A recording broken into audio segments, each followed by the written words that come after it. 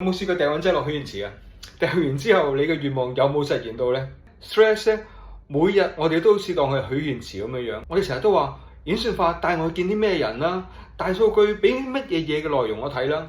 但係其實咧，講完之後真係有發生過咩？咪住，其實 Threads 佢哋話咧，佢哋係認真嘅喎。今朝起身咧，睇到 Threads 嘅新主理人 Conor Hayes 佢自己講咧，佢見到真係好多人做呢一類嘅許願喎。於是乎咧，佢哋希望認真去對待呢啲嘅 post。剛剛咧，佢哋開始咗喺澳洲同紐西蘭兩個地方測試緊呢個新嘅功能。